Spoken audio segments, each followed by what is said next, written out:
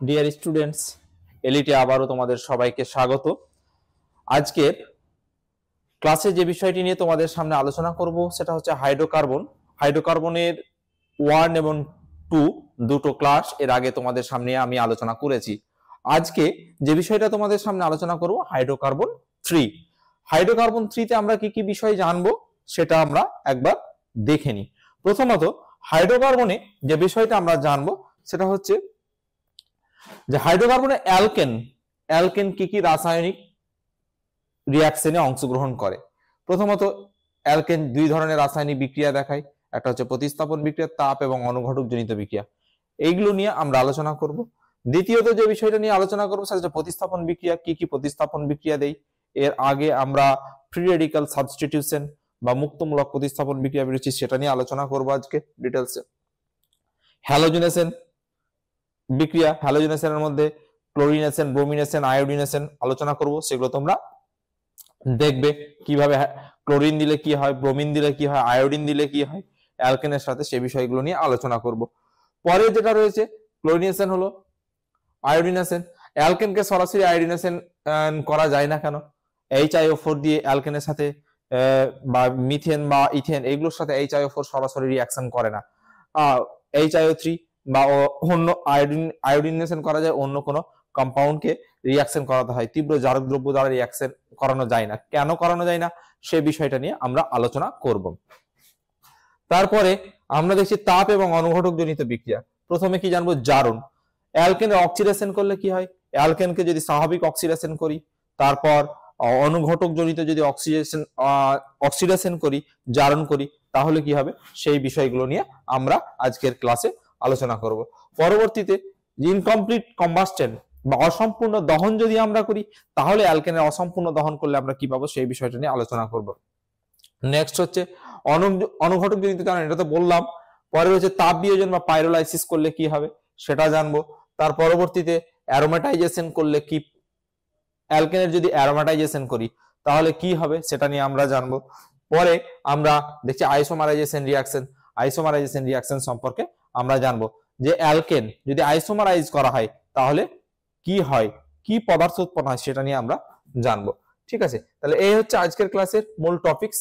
হেই, যদি তুমিও তোমার এক্সাম প্রিপারেশন অনেক সহজ করে তুলতে চাও, তাহলে ডেসক্রিপশন বক্সের লিংক থেকে এলিট অ্যাপটি ডাউনলোড করে নাও। সেখানে তুমি প্রতিটি টপিকের ভিডিও লেকচার, স্টাডি ম্যাটেরিয়ালস এবং নোটস, কোয়েশ্চেন অ্যান্সারের সলিউশন, অডিও বুকস এবং বোর্ডের যাবতীয় ইম্পর্টেন্ট আপডেট পেয়ে যাবে। তাই অ্যাপটি ডাউনলোড করতে ভুলো না। তো চলো আবার টপিকে ফিরে যাই।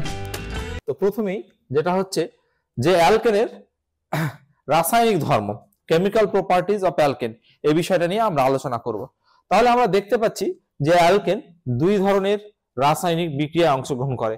একটা হচ্ছে প্রতিস্থাপন বিক্রিয়া, যেটাকে আমরা বলি সাবস্টিটিউশন রিঅ্যাকশন। কি বলি? Substitution reaction. Substitution reaction. তারপর তাপ এবং অনুঘটক জনিত বিক্রিয়া, যেটাকে বলা হয় হিট এবং ক্যাটালাইটিক রিঅ্যাকশন। হিট এবং ক্যাটালাইটিক রিঅ্যাকশন, এটাকে বলবো হিট অ্যান্ড ক্যাটালাইটিক রিঅ্যাকশন। তাপদিল প্রতিস্থাপন বিক্রিয়া আমরা জেনেছি যে মূলত আমরা এখানে যে প্রতিস্থাপন অ্যালকেনের যে প্রতিস্থাপন বিক্রিয়া নিয়ে আলোচনা করব সেটা হচ্ছে যে হ্যালোজেনেশন বিক্রিয়া। হ্যালোজেনেশন বিক্রিয়ায় কি হয়? আমরা যদি ক্লোরিনকে in the presence of sunlight বা HNu, সূর্যালোকের উপস্থিতিতে যদি রিঅ্যাকশন করাই তাহলে কি কি প্রোডাক্ট পাবো, সেখানে কি কি রিঅ্যাকশন হতে পারে। যদি ব্রোমিনেশন করি তাহলে কি কি রিঅ্যাকশন কি কি বিক্রিয়াজাত পদার্থ আমরা পেতে পারি সে নিয়ে আলোচনা করব। আয়োডিনেশন করলে আয়োডিনেশনকে সরাসরি আয়োডিনেশন করা যায় কিনা সেই বিষয়টা নিয়ে আলোচনা করব। তাহলে এক এক করে আজকের ক্লাসে আমরা বিভিন্ন টপিকস নিয়ে আলোচনা করব।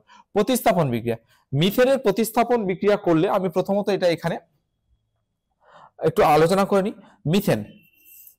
মিথেনের প্রতিস্থাপন বিক্রিয়া যদি ক্লোরিন এর উপস্থিতিতে করানো হয় তাহলে এটাকে সূর্যালোক বা HNu এটার উপস্থিতিতে দেওয়া হলে CH3Cl, পাশাপাশি কি তৈরি হবে? CH2Cl, তার পাশাপাশি CHCl3, তার পাশাপাশি তৈরি হবে CCl4। তাহলে এখানে দেখতে পেলাম যে 4 ধরনের প্রোডাক্ট।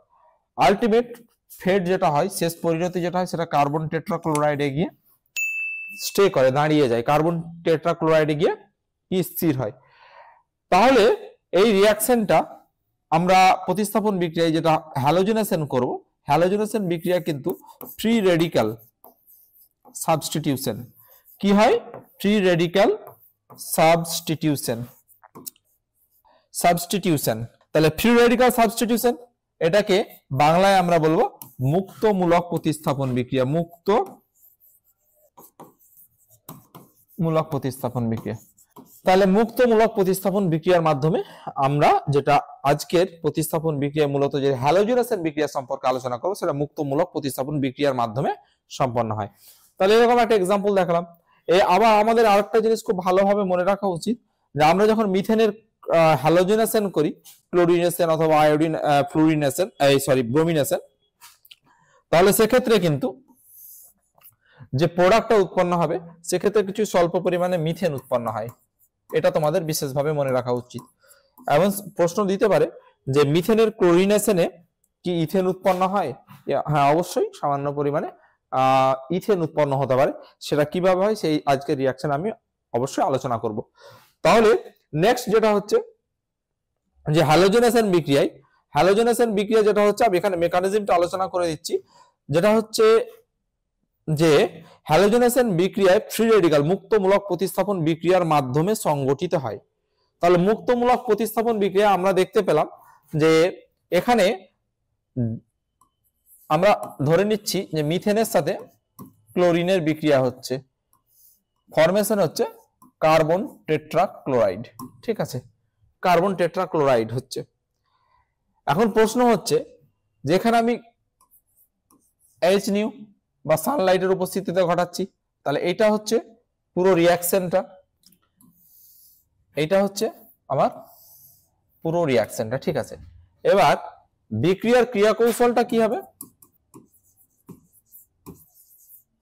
বিক্রিয়ার ক্রিয়া কৌশলটা যেটা হচ্ছে, এখানে ক্লোরিন দেওয়া আছে, ক্লোরিনের হোমোলিটিক ফিশন হয়। ক্লোরিনের যদি সুষম বিভাজন হয়, তাহলে সেক্ষেত্রে কি করতে হবে? ক্লোরিনের যদি হোমোলিটিক ফিশন হয়, তাহলে বন্ড ক্লিভেজটা এভাবে হবে। In the presence of Sunlight যদি হয়, এইচ নিউ, ক্লোরিন সুষমভাবে বিভাজিত হয়ে যায়, দুটো সমান পার্টে ইকুয়ালি বিভাজিত হয়ে গিয়ে কি করে? ক্লোরিন ফ্রি রেডিক্যাল তৈরি করে। সেই ক্লোরিন ফ্রি রেডিক্যাল, দুটো ক্লোরিন ফ্রি রেডিক্যাল তৈরি করে। এই দুটো ক্লোরিন ফ্রি রেডিক্যাল কি করে? যে মিথেনের সাথে রিয়াকশনে টেক পার্ট করে। মিথেনের যে সিএইচ বন্ড থাকে, মিথেনের কটা সিএইচ বন্ড থাকে? কার্বন হাইড্রোজেন বন্ড কটা থাকে? 4টে কার্বন হাইড্রোজেন বন্ড থাকে। সেই 4টে কার্বন হাইড্রোজেন বন্ড সূর্যালোক বা এইচ নিউ এর উপস্থিতিতে কি হয়? হোমোলিটিক ফিশন হয়। তাহলে হোমোলিটিক ফিশন হলে সেক্ষেত্রে আমরা কি করব? এখানে দুটো ক্লোরিন, আমি একবারেই করে দিলাম, এটা নিয়ে ডিটেল আলোচনা করা রয়েছে তোমাদের আগের ভিডিওতে, আমি বলে দিই। জৈব বিক্রিয়ার সাধারণ ধারণা ওই ভিডিওগুলোতে বা যে ক্লাসগুলো হয়েছে সেই ক্লাসগুলোতে তোমাদের এগুলো নিয়ে আলোচনা হয়েছে, যে মুক্তমূলক প্রতিস্থাপন বিক্রিয়া কিভাবে হয়। সেখানে ইনিশিয়েশন ফেজ থাকে, অ্যামপ্লিফিকেশন ফেজ থাকে, তারপর টার্মিনেশন ফেজ থাকে। এই ফেজগুলোতে কোন সময় কি রিয়াকশন হয় সেটা আলোচনা করা রয়েছে। আজকে আমি সরাসরি রিয়াকশনটা করে দেব। ঠিক আছে, এবার এখানে দুটো সিসিএল ডট রয়েছে। এবার এখানে মিথেনে কি হচ্ছে? মিথেনে আমি একটু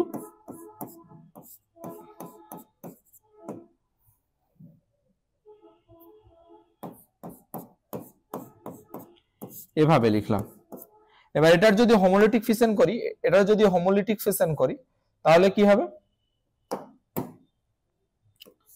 একটা এইচ ডট এদিকে, একটা কার্বনের ডট এইদিকে, তাহলে এখান থেকে ক্লোরিনের একটা ডট এইদিকে এলো। তাহলে একটা ক্লোরিনের ডট একটা এইচ ডটের সাথে বিক্রিয়া করে কি তৈরি করবে? আলটিমেট যেটা হচ্ছে একটু ভালো করে বুঝতে হবে।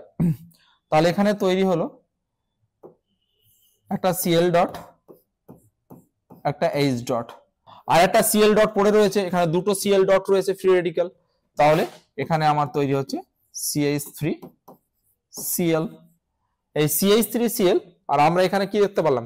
যে এইচ ডট এবং সিএল ডট এই দুটো মিলে তৈরি হচ্ছে HCl এবং CH3Cl, মিথাইল ক্লোরাইড।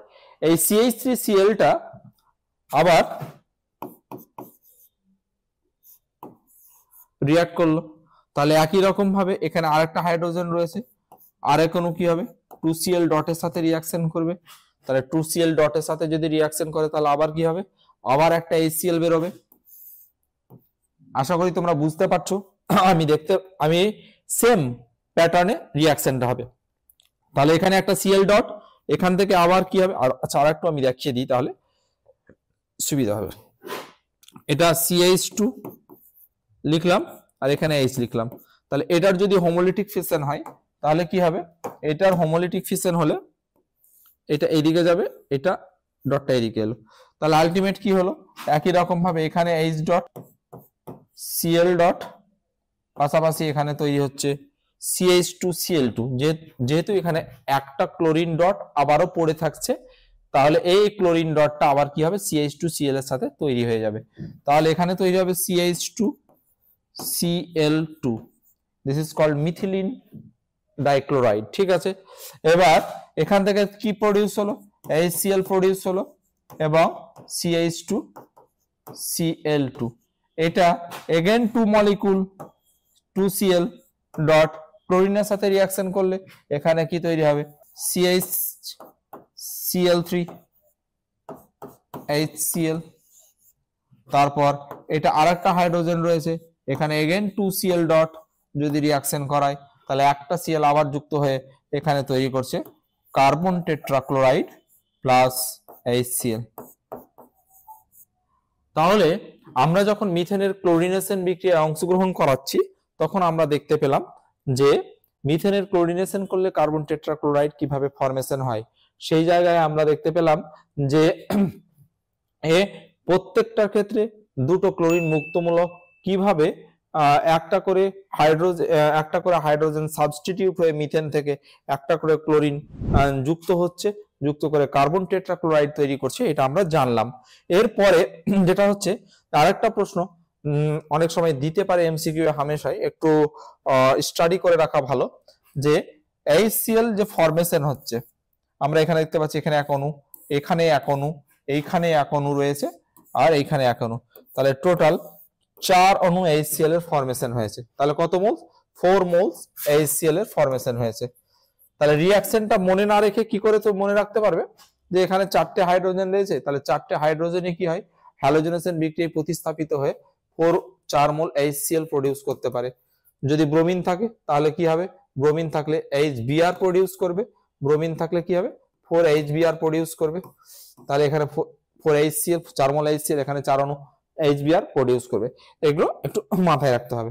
নেক্সট যেটা হচ্ছে যে ক্লোরিনেশন তো বিক্রিয়া করলাম, এবার আমরা ক্লোরিনেশন বিক্রিয়ায় যেটা হচ্ছে তাহলে একটু দেখে নিই যে ক্লোরিনেশনে কি হচ্ছে মিথেনের যদি ক্লোরিনেশন করা হয় তাহলে আমরা আনসার কি লিখবো, CH3Cl4 কার্বন টেট্রাক্লোরাইড প্রডিউস হয় অ্যাজ এ ফাইনাল প্রোডাক্ট। আমি আগেই লিখেছি যে রিঅ্যাকশনে আর কি তৈরি হতে পারে, এখানে স্লাইট মিথেন তৈরি হতে পারে, কি তৈরি ইথেন তৈরি হতে পারে। ইথেনটা কিভাবে হয় সেটা একটু বলে দিই, তাহলে এখানে এটা ক্লিয়ার হয়ে যাবে। আমরা এর আগে জানলাম যে ক্লোরিন কি হয়, ক্লোরিন ডট তৈরি করে, তাহলে সেটা একটু আমরা আবারও দেখে নিই। তাহলে এটা H নিউ এর উপস্থিতিতে 2Cl ডট তৈরি করলো, তাই তো 2Cl ডট তৈরি করার পরে কি হচ্ছে 2Cl ডট রিঅ্যাকশন করে কি হচ্ছে 2Cl ডট রিঅ্যাকশন করার পরে যেটা আমরা মিথেন নিয়েছি সেই মিথেনে কি হচ্ছে CH3H, এখানে 2Cl ডট, এটার হোমোলিটিক ফিশন হচ্ছে, এটার হোমোলিটিক ফিশন হচ্ছে, এটার হোমোলিটিক ফিশনে কি হবে, এটার হোমোলিটিক ফিশনে যেটা তৈরি হবে CH3Cl তৈরি হবে, CH3Cl আগের রিঅ্যাকশনটা ভালো করে দেখলে বুঝতে পারবে HCl তৈরি হলো। এবার এখানে কি তৈরি হলো CH3Cl আর HCl, তাই তো। তাহলে এবার এখানটায় আমরা কি দেখবো, ইথেন প্রস্তুতির ক্ষেত্রে যে মিথাইল ক্লোরাইড উৎপন্ন হয় এটার আবার হোমোলিটিক ফিশন হয়, এটার হোমোলিটিক ফিশন হলে কি হবে CH3Cl, এটার যদি হোমোলিটিক ফিশন হয় সিসিএল বন্ডের, তাহলে সেক্ষেত্রে কি হবে, সেক্ষেত্রে এইটা এরকম হলো। তাহলে এখানে আলটিমেট কি তৈরি হবে, এখানে ultimate CH3 dot plus Cl dot তৈরি হলো। তাহলে এই যে CH3 ডট, তার মানে কি হবে, দুটো CH3 ডট যদি হয়, দুটো CH3 ডট কি হবে, একে অপরের সাথে CH3 এগেন CH3, তাহলে এটা কি হবে, এটা এই ডটটা এইদিকে এবং এইদিকে একে অপরের সাথে রিয়াকশন করে কি করবে, CH3 এবং CH3, তাহলে দুটো রেডিকাল, দুটো ইলেকট্রন একে অপরের সাথে মিশে গিয়ে ইথেন তৈরি করবে। এই কারণে স্লাইট অল্প পরিমাণে এখানে ইথেন তৈরি করে, এটা মাথায় রাখতে হবে। ঠিক আছে, ইথেন তৈরি করে, এটা মাথায় রাখতে হবে। তাহলে ক্লোরিনেশন বিক্রিয়ায় আমরা দেখলাম মিথেনের যদি ক্লোরিনেশন করে তাহলে ফাইনাল প্রোডাক্ট হিসাবে কার্বন টেট্রাক্লোরাইড এবং স্বল্প পরিমাণে ইথেন উৎপন্ন হয়।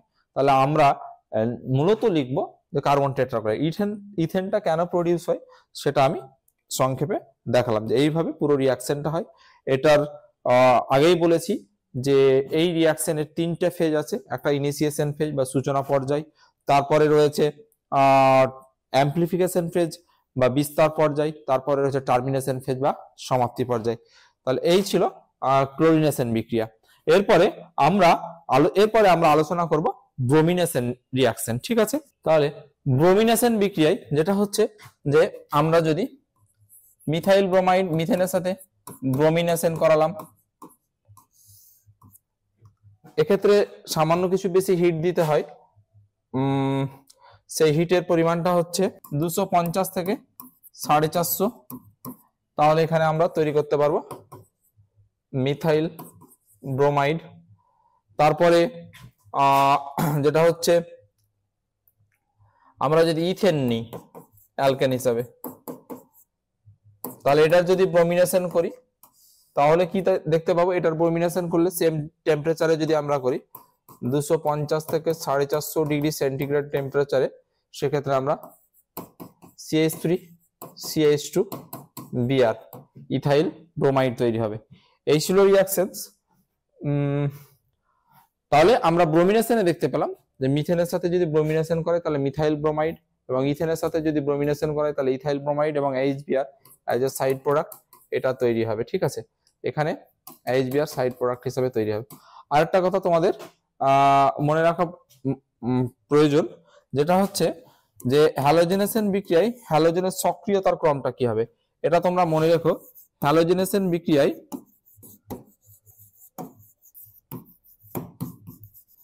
সক্রিয়তার ক্রমটা কি হবে, ক্লোরিন,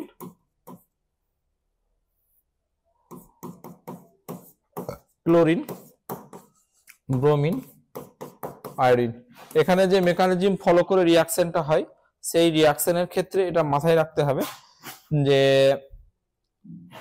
পুরো রিয়াকশনের যে ফ্রি রেডিক্যাল মেকানিজমটা হয় সেটা ডিপেন্ড করে মূলত ইলেকট্রোনেগেটিভিটির উপর। আকার যত ছোট হবে তার রিঅ্যাক্টিভিটিটা তত বেশি হবে হ্যালোজেনেশন বিক্রিয়ার ক্ষেত্রে।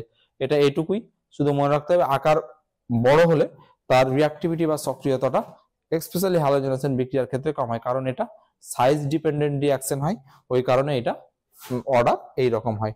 তাহলে আমরা এটা মনে রাখবো। এরপরে আয়োডিনেশন রিঅ্যাকশন। আয়োডিনেশন রিঅ্যাকশনের ক্ষেত্রে কি হয়, আয়োডিনেশন রিঅ্যাকশনে যেটা হচ্ছে যে আমরা যদি মিথেনকে আয়োডিনের উপস্থিতিতে রিঅ্যাকশন করাই তাহলে মিথাইল আয়োডাইড পাবো। ঠিক আছে, এবার মিথেন কিন্তু HiO4 হাইড্রোআয়োডিক অ্যাসিড এর উপস্থিতিতে রিঅ্যাকশন করে না। ঠিক আছে, এটা আমাদের মাথায় রাখতে হবে। এখন এই রিঅ্যাকশনটা কেন করে না? হাইড্রোআয়োডিক অ্যাসিড হচ্ছে তীব্র জারক দ্রব্য। ঠিক আছে, এরপরে আলোচনা করছি আয়োডিনেশন বিক্রিয়া। আয়োডিনেশন বিক্রিয়ার ক্ষেত্রে যেটা হচ্ছে যে মিথেনের আয়োডিনেশন করলে কি হবে, একই রকম ভাবে আমরা হাইড্রোকার্বন মিথেনকে আয়োডিনেশন যদি করি তাহলে নাইট্রিক অ্যাসিড HiO3 এসবের উপস্থিতিতে আয়োডিনেশন করা হয়। যদি এমনি আয়োডিনেশন করা হয় তাহলে কি হবে, CH3I এবং HI উৎপন্ন হয়। এই HI কি হয়, তীব্র বিজারক দ্রব্য হিসাবে কাজ করে। এই সাধারণ অবস্থায় যদি আয়োডিনের সাথে বিক্রিয়া করে তাহলে তীব্র বিজারক দ্রব্য হিসেবে কাজ করবে। এটা যদি বিজারক দ্রব্য হিসেবে কাজ করে তাহলে কি করবে, মিথাইল আয়োডাইড যে উৎপন্ন করবে এটাকে পুনরায় আবার সে কি করবে, অ্যালকেনে বিজারিত করবে। ঠিক আছে, তাহলে এর আনসারটা কি হবে যে মিথেনের আয়োডিনেশন একটা উভমুখী বিক্রিয়া এবং তীব্র জারক দ্রব্য HiO4 এক্ষেত্রে ব্যবহার করা হয় না, কারণ এক্ষেত্রে যে HIটা উৎপন্ন করবে বা হাইড্রোআয়োডিক অ্যাসিডটা উৎপন্ন করবে, তাহলে এখানে আমরা লিখব মিথেনের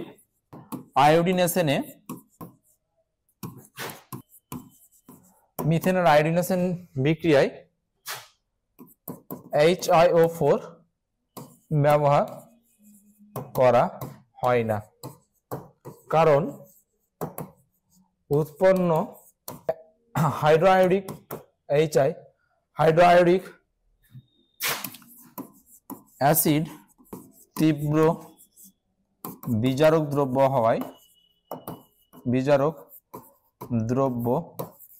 হওয়ায় উৎপন্ন অ্যালকিল হ্যালাইডকে পুনরায় অ্যালকেনে বিজারিত করে। তাই HiO3 HNO3 এই সব অ্যাসিড ব্যবহার করা হয়। এই ছিল ওভারঅল আয়োডিনেশন রিঅ্যাকশন। ঠিক আছে, এরপরে এটা তো আলোচনা করলাম যে অ্যালকেনকে সরাসরি আয়োডিনেশন করা যায় না কেন, এটা আগের স্লাইডে রয়েছে। তাপ এবং অনুঘটক জড়িত জারণ বিক্রিয়া, তাপের উপস্থিতিতে কি হয় আর অনুঘটকের উপস্থিতিতে কি কি বিক্রিয়া হয় সেই সব বিক্রিয়াগুলো নিয়ে এবার আমরা আলোচনা করব। ঠিক আছে, তাহলে এবার প্রথমে যেটা হচ্ছে জারণ। তাপের উপস্থিতিতে এটাকে যদি জারণ করি তাহলে জারণ মানে আমরা স্বভাবতই বুঝতে পারছি যে এখানে অক্সিজেন যোগ করতে হবে। তাহলে অক্সিজেনকে যদি আমরা যোগ করি তাহলে কি হবে, কোনো সময় অ্যাসিড তৈরি হতে পারে, কোনো সময় অ্যালকোহল তৈরি হতে পারে, কোনো সময় কার্বন ডাই অক্সাইড তৈরি হতে পারে। সেটা জারণ কিভাবে কোন পদার্থটা উৎপন্ন হবে বা কিভাবে জারণ করবে তার উপর, কন্ডিশনের উপর ডিপেন্ড করে বা শর্তের উপর ডিপেন্ড করে বিভিন্ন ধরনের এর প্রোডাক্ট উৎপন্ন হবে। সেই বিষয়গুলো নিয়ে আমরা এবার আলোচনা করব। ঠিক আছে, তাহলে অ্যালকেনকে যদি আমরা সরাসরি দহন করি তাহলে কি হবে। ঠিক আছে, অ্যালকেনকে যদি আমরা সরাসরি দহন করি তাহলে কি হবে, এখানে অ্যালকেনকে যদি আমরা সরাসরি দহন করি তাহলে আমরা কার্বন ডাই অক্সাইড এবং জল পাবো। একই রকম ভাবে আমরা যদি ইথেনকে দহন করি CH3 এটাকে যদি দহন করি তাহলে আমরা কার্বন ডাই অক্সাইড এবং জল পাবো। ঠিক আছে, এবার প্রশ্নটা হচ্ছে যে মিথেনকে যখন অক্সিজেনের উপস্থিতিতে দহন করালাম তখন যে কার্বন ডাই অক্সাইড এবং জল উৎপন্ন হলো, এখানে বন্ড ব্রেক হলো, তার মানে কিছু পরিমাণ তাপ উৎপন্ন হলো যেটা হবে নেগেটিভ ভ্যালু। এক্ষেত্রেও কি হবে, ডেল এইচ এর ভ্যালুটা নেগেটিভ ভ্যালু হবে। ঠিক আছে, তাহলে এক্ষেত্রে তাপ উৎপন্ন হচ্ছে, হিট জেনারেট হচ্ছে। তাহলে আমরা যখন হাইড্রোকার্বনের দহন করব মূলত সেক্ষেত্রে কার্বন ডাই অক্সাইড এবং জল উৎপন্ন হবে, এটা আমরা মনে রাখবো। ঠিক আছে, এক্ষেত্রে যে তাপের পরিমাণটা উৎপন্ন হয় সেটা -236 কিলো ক্যালোরি পার মোল এইরকম একটা ভ্যালুতে। ডেল এইচ এর ভ্যালুটা এই ক্ষেত্রে যেটা হবে প্রায় 380 ক্যালোরি পার মোল এইরকম একটা অ্যামাউন্ট। একটু হতে পারে, বাকি এটা ঠিক রয়েছে। এটাতে আমার একটু মনে হচ্ছে কম বেশি আছে, বেশি নয় 5-6 ক্যালোরি কম বেশি হতে পারে। যাক, এটা যে কোনো স্ট্যান্ডার্ড বই থেকে দেখলেই মোটামুটি ক্লিয়ার হয়ে যাবে। তাহলে del H is equal to যেটা হচ্ছে যে কত ক্যালোরি তাপ উৎপন্ন হতে পারে সেটা এখানে আমরা মেনশন করলাম। তাহলে জারণ হলে মূলত কার্বন ডাই অক্সাইড এবং জল উৎপন্ন হবে। নেক্সট হচ্ছে যে অসম্পূর্ণ দহন বা ইনকমপ্লিট কম্বাস্টন যদি করি তাহলে কি হবে। এক্ষেত্রে অসম্পূর্ণ দহনের ক্ষেত্রে মিথেনকে যদি অক্সিজেনের সাথে অসম্পূর্ণ দহন করায় তাহলে সেক্ষেত্রে কার্বন মনোক্সাইড এবং ওয়াটার তৈরি হবে। অন্যদিকে আবার মিথেনকে যদি অক্সিজেনের সাথে রিঅ্যাকশন করায় তাহলে সেক্ষেত্রে কার্বন প্লাস ওয়াটার, এই কার্বনটা যেটা হচ্ছে আমরা কার্বন ব্ল্যাক হিসাবে পাবো। কি হিসাবে, কার্বন ব্ল্যাক। এই কার্বন ব্ল্যাকটা কি কাজে লাগে? আমরা দেখতে পাবো অনেক সময় ভূসা কালি কার্বন ব্ল্যাক হিসাবে দেখতে পাই, অঙ্গার, চারকোল, এগুলোতে আমরা কার্বন ব্ল্যাকের ইউটিলাইজেশন দেখতে পাই। ঠিক আছে, তাহলে এটা হচ্ছে কার্বন ডাই অক্সাইডের সাথে অসম্পূর্ণ দহন করলে। এবার আমরা যদি অনুঘটক জনিত জারণ বা সীমিত জারণ করি তাহলে কি হবে? অনুঘটক জনিত জারণ বা সীমিত জারণের ক্ষেত্রে আমরা অ্যালকোহল পেতে পারি, অ্যালডিহাইড পেতে পারি, বিভিন্ন পদার্থ পেতে পারি। সেগুলো কিভাবে এবার আমরা আলোচনা করব। প্রথমত আমরা যেটা আলোচনা করব সেটা হচ্ছে যে মিথেনকে অক্সিজেনের উপস্থিতিতে 150 থেকে 200 ডিগ্রি সেন্টিগ্রেড তাপমাত্রায় উত্তপ্ত করা হলো। কত? 150 থেকে 200 ডিগ্রি সেন্টিগ্রেড তাপমাত্রায় উত্তপ্ত করা হলো এবং 100 বায়ুমণ্ডলীয় চাপ,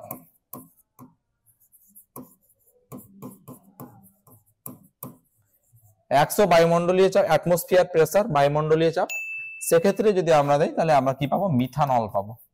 তাহলে মিথেন থেকে সরাসরি যদি অ্যালকোহল প্রস্তুত করতে চাই, অনুঘটক জনিত জারণ বা সীমিত জারণ করতে চাই, তাহলে আমরা মিথানল পাবো। একই রকম ভাবে মিথেনকে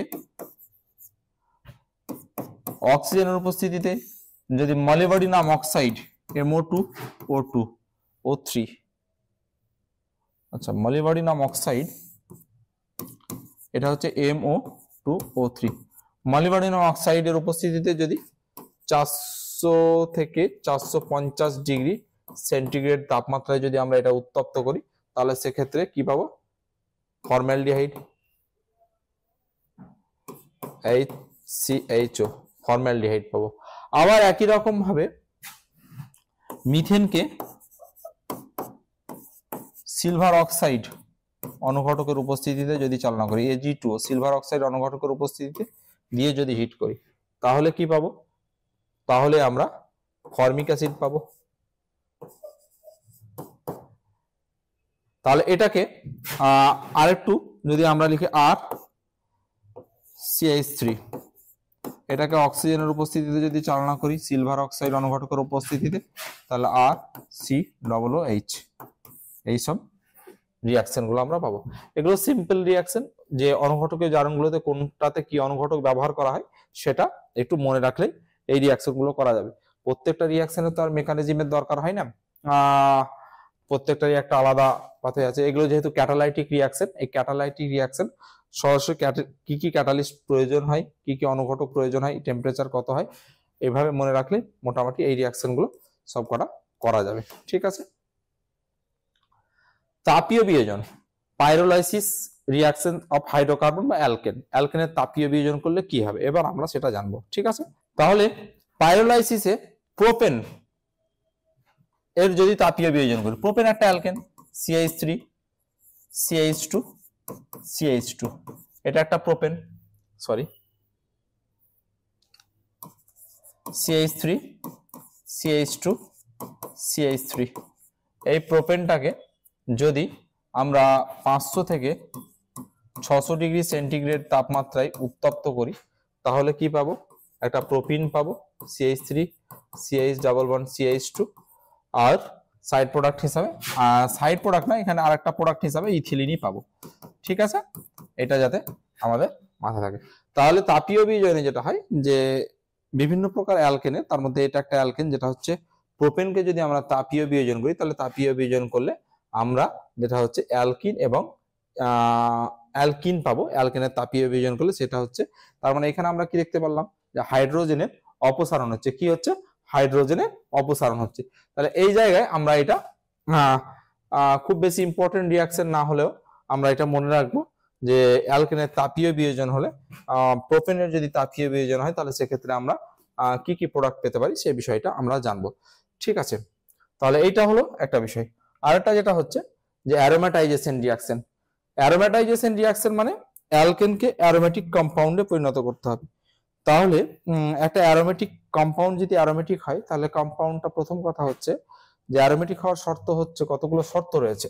প্রথম শর্তটা হচ্ছে একটা যৌগ তখনই অ্যারোমেটিক হবে সেটা যদি sp2 হাইব্রিডাইজড হয়। কি? sp2 হাইব্রিডাইজড হয়। 1, 2 হচ্ছে প্ল্যানার হতে হবে। 3 কি? 3 সাইক্লিক হতে হবে, সাইক্লিক চক্রীয় মানে গোলাকার হতে হবে, এটা প্ল্যানার মানে হচ্ছে সমতলীয় হতে হবে। 4 4n plus 2 pi Huckel rule, 4l plus 2 pi electron system, 4n plus 2 pi নিয়ম মেনে চলতে হবে, ঠিক আছে। তাহলে 4n প্লাস 2 পাই রুলসটাকে এটাকে কি বলবো আমরা? হুকেল রুল বলবো। কি রুল? হুকেল রুলস, এটাকে আমরা হুকেল রুল বলবো, ঠিক আছে। এবার রিঅ্যাকশনটা নিয়ে আলোচনা করা যাক। তাহলে অ্যারোমেটাইজেশন রিঅ্যাকশনের ক্ষেত্রে আমরা যদি 6 এর কম কার্বন বিশিষ্ট অ্যালকেন নিই তাহলে সেক্ষেত্রে সেই রিঅ্যাকশনটাকে অ্যারোমেটাইজেশন রিঅ্যাকশন করাতে পারবো না। এখানে মূলত যেটা হচ্ছে যে ডিহাইড্রোজেনেশন হয়। ডিহাইড্রোজেনেশন মানে সেখান থেকে হাইড্রোজেন বেরিয়ে যায়, ঠিক আছে। তাহলে 6টা কার্বন মূলত নর্মাল হেক্সেন নিতে হবে, আয়দার নর্মাল 6টা মিনিমাম 6টা কার্বন বিশিষ্ট কোনো অ্যালকেন নিতে হবে, বা তার থেকে বেশি পরমাণু বিশিষ্ট অ্যালকেন নিলে সেটার আমরা অ্যারোমেটাইজেশন করতে পারবো। এক্ষেত্রে আমরা অ্যারোমেটাইজেশন বিক্রিয়ার ক্ষেত্রে আমরা অনুঘটক হিসাবে কি ইউজ করব? অনুঘটক হিসাবে ইউজ করব Cr2O3 Al2O3 এটাকে ইউজ করতে পারি। আর কি ইউজ করতে পারি? আর ইউজ করতে পারি ভ্যানাডিয়াম V2O5 Al2O3 ইউজ করতে পারি। আর কি ইউজ করতে পারি? আর ইউজ করতে পারি molybdenum oxide MO2O3 aluminium oxide Al2O3, এগুলোকে আমরা ইউজ করতে পারি, ঠিক আছে। তাহলে এই তিনটের মধ্যে যে কোনো একটাকে উচ্চ তাপমাত্রায় যদি আমরা রিঅ্যাকশন করাই তাহলে এখান থেকে ডিহাইড্রোজেনেশন রিঅ্যাকশন হয় বা হাইড্রোজেন বেরিয়ে যায়, এই প্রসেসটাকে আমরা বলবো অ্যারোমেটাইজেশন। তাহলে আমরা একটা নেই CH3 CH2 CH2 CH2 CH2 CH3। প্রথমে সাইক্লিয়াইজেশন ঘটে, মানে চক্রকার যৌগটা সাইক্লোহেক্সেনে পরিণত হয়। তাহলে সাইক্লোহেক্সেনে পরিণত হলে এখান থেকে শুধুমাত্র হাইড্রোজেন অপসারণ হবে। আমরা যে কোনো একটা ইউজ করব তিনটের মধ্যে যদি যে কোনো একটা ইউজ করা হয় তাহলে এখানে প্রথমে সাইক্লোহেক্সেন তৈরি হয়। সাইক্লোহেক্সেন থেকে আবার কি হয় 3H2, 6টা হাইড্রোজেন বেরিয়ে গেলে কি হবে? সেটা একটা বেনজিনে পরিণত হবে, ঠিক আছে। বেনজিনে পরিণত হবে। বেনজিনের 1 2 3 পাই ইলেকট্রন, টোটাল 3টে পাই বন্ড রয়েছে। 3টে পাই বন্ড, একটা পাই বন্ড মানে 2 পাই ইলেকট্রন সেখানে রয়েছে। তাহলে যেহেতু 2 পাই ইলেকট্রন রয়েছে তাহলে total number of pi electron হচ্ছে কটা? 6টা। তাহলে 6টা পাই ইলেকট্রন, এটা 4n প্লাস 2 পাই যে হুকেল রুল সেটাকে স্যাটিসফাই করছে কিনা। তাহলে n এর ভ্যালু 1 হলে সেটা কিন্তু 6 হয়ে যাবে। কি করে? আমরা যদি n এর ভ্যালু 1 বসাই এখানে, তাহলে n ইকুয়ালস টু 1 বসালে 4 ইন্টু 1 প্লাস 2, তাহলে এখানে হচ্ছে কত? 6 পাই ইলেকট্রন সিস্টেম। কি সিস্টেম? 6 পাই ইলেকট্রন সিস্টেম। তাহলে 6 পাই ইলেকট্রন সিস্টেম হলে সেটাকে আমরা অ্যারোমেটিক সিস্টেম বলবো। আর এখানে দেখতে পাচ্ছি কার্বন কার্বন কি রয়েছে? ডাবল বন্ড রয়েছে। তাহলে আমরা জানি কার্বন কার্বন ডাবল বন্ড হলে সেই কার্বনটা বা সেই সিস্টেমটাকে আমরা sp2 হাইব্রিডাইজড বলবো। sp2 হাইব্রিডাইজড যদি হয় তাহলে সেটা আমাদের কি, সেটা অবশ্যই প্ল্যানার, এবং সেটা আমরা দেখতে পাচ্ছি যে এইটা কি একটা সাইক্লিক কম্পাউন্ড। তাহলে এটাকে আমরা অ্যারোমেটাইজেশন বলবো। তাহলে অ্যারোমেটাইজেশনের মূল ঘটনা কি? সেখানে ডিহাইড্রোজেনেশন হয়, ঠিক আছে। প্রথমে সাইক্লিজেশন হবে বা চক্রীয় প্রক্রিয়ায় যৌগটা রূপান্তরিত হয়, পাশের সব থেকে টার্মিনাল যে দুটো হাইড্রোজেন সেখান থেকে এলিমিনেট হয়ে এটা সাইক্লোহেক্সেনে পরিণত হবে। সাইক্লোহেক্সেন থেকে 3 অণু হাইড্রোজেন আবার এলিমিনেট হয়ে সেখান থেকে আমার কি হবে? যেটা বেনজিন C6H6 এ পরিণত হবে, ঠিক আছে। এবার আমি আরেকটা উদাহরণ নিই, CH3, 7টা কার্বন পরমাণু বিশিষ্ট যদি হয় তাহলে CH2, এখানে আমি একবারই লিখে দিলাম 5 CH3। তাহলে 7টা কার্বন পরমাণু বিশিষ্ট হলে সেটা একই রকম ভাবে সাইক্লোজাইজেশন হবে। তাহলে সাইক্লোজাইজেশন হলে কি হবে? এটা এরকম দেখতে হবে, মিথাইল সাইক্লোহেক্সেন তৈরি হবে। মিথাইল সাইক্লোহেক্সেন থেকে কি হবে? যদি আমি 3 অণু হাইড্রোজেন বার করে দিই, 3H2 বার করে দিই, তাহলে এটা কি হবে? টলুইন তৈরি হবে। কি তৈরি হবে? টলুইন তৈরি হবে। এটাকে মিথাইল বেনজিন বা টলুইন বলে। তাহলে এটাও একটা অ্যারোমেটিক কম্পাউন্ড। এই কার্বনটা, এই কার্বনটা, এই কার্বন, এই কার্বন এবং এই কার্বনটা, প্রত্যেকটা কার্বন কি sp2 হাইব্রিডাইজড। আর এটা এই পোর্শনটা অবশ্যই প্লেন অফ দ্য পেপার বা তলে রয়েছে। তাহলে এই ছিল অ্যারোমেটাইজেশন রিঅ্যাকশন। তো কি কি অনুঘটক ইউজ করা হয়, অ্যারোমেটিক কেন হবে, কি কি সিস্টেম হওয়া দরকার, তার একটা বেসিক এটা জিওসিতে থাকবে, তোমাদের বইয়ে রয়েছে না, আলোচনা সময় মতো অ্যারোমেটিক করা রয়েছে, সেটা দেখে নেবে। আইসোমারাইজেশন রিঅ্যাকশন, আইসোমারাইজেশন রিঅ্যাকশনে কি হয়, আইসোমারাইজেশন রিঅ্যাকশনে AlCl3 রিয়েজেন্ট হিসেবে ব্যবহার করব আমরা AlCl3 এবং কনসেন্ট্রেট HCl। কি ইউজ করব, AlCl3 এবং কনসেন্ট্রেট HCl আইসোমারাইজেশন রিঅ্যাকশনে।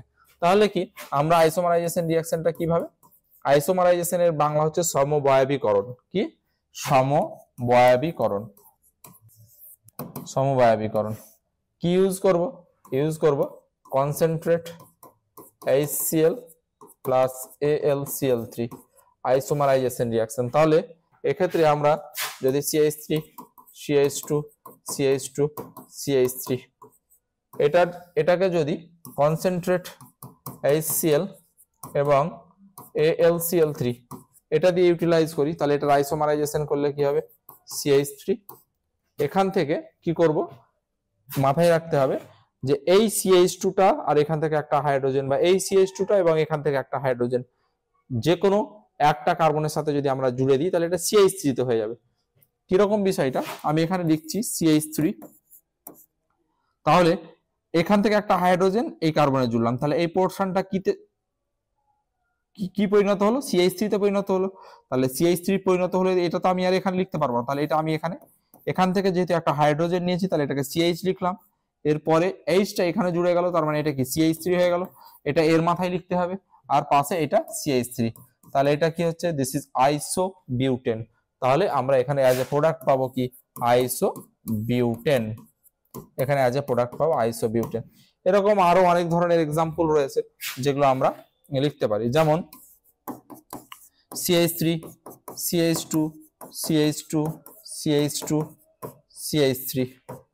আমরা যদি এই প্রোডাক্টটা নিয়ে আলোচনা করি তাহলে কি করতে পারবো, এটাকে নিয়ে যদি আলোচনা করি তাহলে আমরা যদি কনসেন্ট্রেট HCl দিই, কনসেন্ট্রেট HCl প্লাস AlCl3 এটা নিয়ে যদি আলোচনা করি তাহলে আমরা দেখতে পাবো যে এখান থেকে একটা হাইড্রোজেন যদি এই কার্বনে যুক্ত করি তাহলে এই পোর্শনটা CH3 হচ্ছে, তাহলে একটা প্রোডাক্ট পাচ্ছি CH3 CH3 CH2 CH3, এটা একটা পাচ্ছি। আবার এখান থেকে আরেকটা হাইড্রোজেন নিয়ে যদি এখানে দিই তাহলে আমি আরেকটা প্রোডাক্ট কি পাবো, তাহলে এটা তো রয়েছেই, তাহলে এখান থেকে একটা হাইড্রোজেন নিয়ে এখানে দিলাম, এটা CH হলো। এবার এই হাইড্রোজেনটা যদি এখানে চলে আসে তাহলে এটা আলটিমেট কি হবে, এটা আলটিমেট হবে CH3 CH3 CH3 CH3। তাহলে এখানে আমরা দেখছি যে 2-মিথাইল বিউটেন এবং একটা নিওপেন্টেন প্রস্তুত করতে পেরেছি। তাহলে পেন্টেনের যদি আইসোমারাইজেশন করি বা সমবয়বীকরণ করি উইথ কনসেন্ট্রেট HCl এবং AlCl3 তাহলে সেক্ষেত্রে আমরা কি পাবো, 2-মিথাইল বিউটেন এবং নিওপেন্টেন। দিস ইজ 2-মিথাইল বিউটেন আর এটা হচ্ছে নিওপেন্টেন, নিওপেন্টেন, আর এটা হচ্ছে 2-মিথাইল প্রোপেন।